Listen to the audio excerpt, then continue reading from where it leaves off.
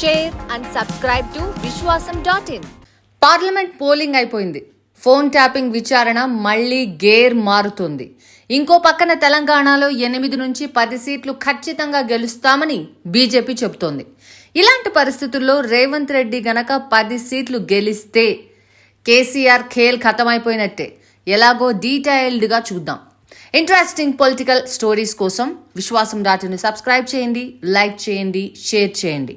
తెలంగాణలో లోక్సభ ఎన్నికల polling Congress versus BJP అన్నట్టే సాగింది. మెదక్, కరీంనగర్ లాంటి చోట్ల బీఆర్ఎస్ కాస్త పోటీ ఇచ్చింది. మిగతా చోట్ల అది కూడా లేదు. పైగా మహబూబ్ నగర్, చేవెళ్ల, జైరాబాద్ లాంటి చోట్ల బీజేపీకే ఓటు వేయాలని బీఆర్ఎస్ నాయకులు సొంత ఓటర్లకి చెప్పి మరీ ఓట్లు వేయించారు. అంటే కాంగ్రెస్ ఓడాలి, బీజేపీ గెలిస్తే బెటర్ అన్నది కేసీఆర్ పార్టీ ఫీలింగ్. ఇలాంటి ఈక్వేషన్ల మధ్య కాంగ్రెస్ గనక 10 సీట్లు గెలిస్తే అద్భుతం జరిగినట్టే. అదే జరిగితే కేసీఆర్ పార్టీని మట్టి కరిపించేందుకు ఏం చేయాలో, ఎంత చేయాలో అంతా చేస్తాడు రేవంత్ రెడ్డి. అలా కాకుండా బీజేపీ గనక 8 నుంచి 10 సీట్లు గెలిస్తే మాత్రం సినిమా వేరుగా ఉంటుంది. బీజేపీ పరోక్షంగా కేసీఆర్కు సహకరిస్తుంది. కవిత బెయిల్ పైన విడుదలవుతుంది.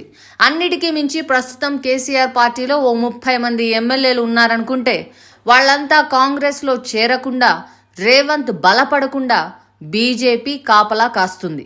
దీనికోసమే కేసీఆర్ శక్తి వంచన లేకుండా బీజేపీకి, మోడీకి సహకరిస్తున్నారు. పార్లమెంట్ ఎన్నికల ఫలితాలు వచ్చాక అసలు సినిమా ఉంటుంది. కేంద్రంలో మళ్లీ మెజారిటీతో మోడీ వాపసు వస్తే రాజకీయ దూకుడు ఖాయం. తెలంగాణలోనే కాదు, కర్ణాటకలో కూడా ఏమైనా జరగొచ్చు.